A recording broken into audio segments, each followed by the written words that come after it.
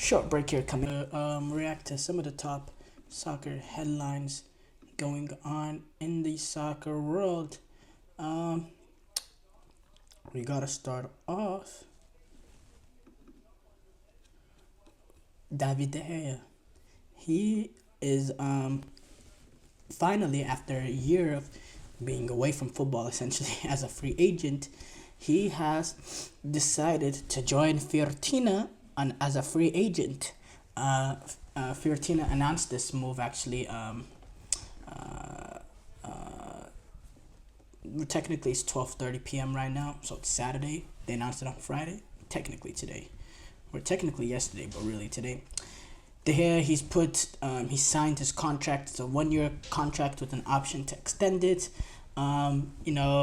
He's been without a club since he left United, not this summer, but this past summer. And and took a year out from football. And throughout the time, he's received some offers from clubs in Europe and the Saudi Pro League. And he eventually decided to join Fiorentina. Um, and Yeah, it's good to see him back in football, honestly. And yeah, it's kind of sad that he went a whole year without playing football. And uh, I hope it gives him the mental break, not being in football, and hopefully he can get back to the levels he was. Cause listen, bro, he was a sensational goalkeeper. He was an absolutely sensational goalkeeper at Manchester United during his prime. But, you know, near the latter end, you have to say it really was not good enough. The U.S. women's national team take on Brazil tomorrow. Marta has a chance to play for Olympic gold for one last time. Her last appearance for Brazil. Olympic game. They want to win. The U.S. women's team, they want to win their first Olympic games since London 2000 and 2012.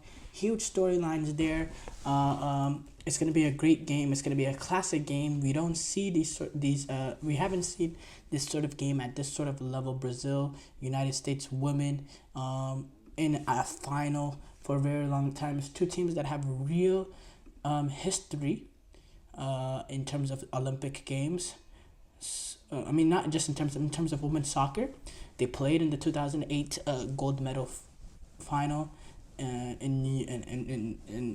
it was a winner from Carly Lloyd. And yeah, I expect this to be another great game. And let's see if Emma Hayes can get her first title. Germany were able to win their bronze medal game against Spain. Alexia Potea missed a stoppage time penalty that could have pushed this game into extra time at the Groupama Stadium in Lyon, but she missed it. And Katrin Berger made a great save against the two-time Ballon d'Or winner, and Germany have been able to claim bronze at this Olympic Games, and this is the fourth time that they've won the bronze medal since the women's soccer has been in the Olympic Games since 1996. So a good win for Germany, a good bounce back for them, and disappointing Olympic Games for Spain, not being able to medal after winning the Olympics, after winning the World Cup last time around, and really being looked at the favorites, and not only not winning the gold medal, but not even getting a medal. Period. Very disappointing tournament for Spain. They need to put that behind them, and look forward. At least the Spanish men's had a great summer. Spurs, they have agreed a deal to buy Dominic Solanke for 55 million. That's a really interesting transfer. I think Dominic Solanke has been very good for Bournemouth this season, and it's been a player that's kind of been sneaking under the radar, maybe not really getting the respect that he deserves. He scored 19 Premier League goals last season for Bournemouth. That's really incredible, and he put himself in touching distance of a potential chance to be on the England Euro 2024 squad. He narrowly missed out when you look at the fact that the English national team has the likes of Harry Kane and Ollie Watkins and Ivan Toney, but he put himself in that sort of you know prospect. And the former Chelsea and Liverpool player, he was part of Chelsea's youth setup, and didn't have any first team appearances, but was he was part of Chelsea, and then he went to Liverpool. He's gonna come into Spurs with 55 million, with a $55 million transfer with potential 10 million in add-ons, and he can be that center half that a Postecoglou that can change it all for Postecoglou.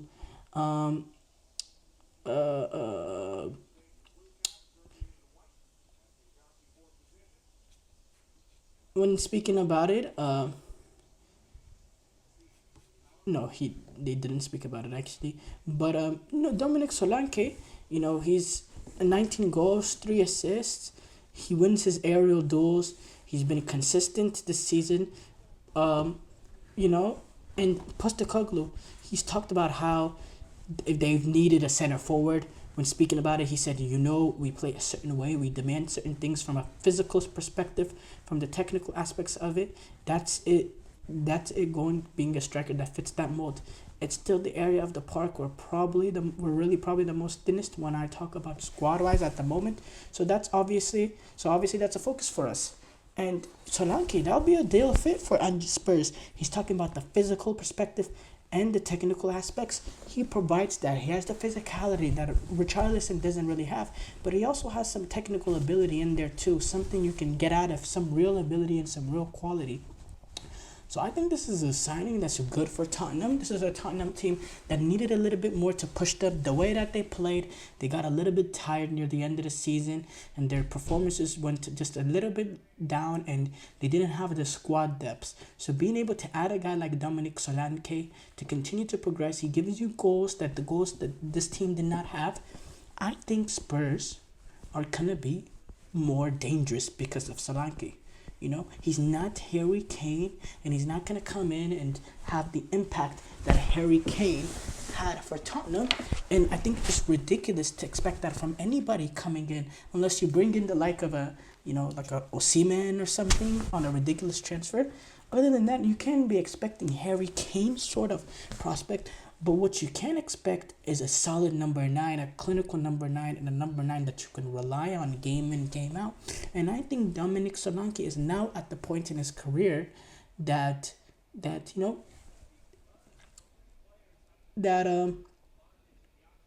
can provide that. The way Spurs play the high energy football, getting numbers forward, getting crosses into the box, getting the ball forward, getting the ball in dangerous goal scoring positions, and creating a lot of opportunities because the way that they play, how high intensity, how fluid that they are. Getting a guy in Dominic Solanke, who's a very good box striker, has great presence in the box, makes them deadly. Out of Dominic Solanke's 19 goals, 17 of them have came inside the penalty box. That's a statistic that should not be underestimated. And now he's 26 years old, so he's not young, but he's not old. He's at his prime. He's a guy that can come in, and he's fully expected for him to contribute right away. He's experienced in the Premier League. He knows the Premier League. He's not a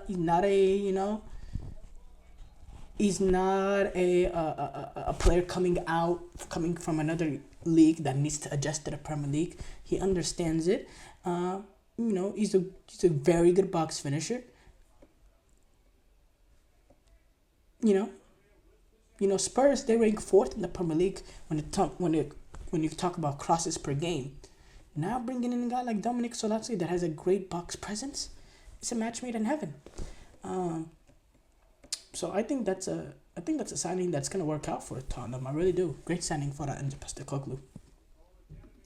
Thank you guys for tuning into the GSMC Soccer Podcast presented by the GSMC Sports Network. Your support means a lot to us, so please remember to subscribe to the show and leave a positive review. It really does make a difference. We also invite you to follow us on Facebook, Twitter, TikTok, and Instagram for more content and updates. So thank you once again, and have a wonderful, wonderful day. Let's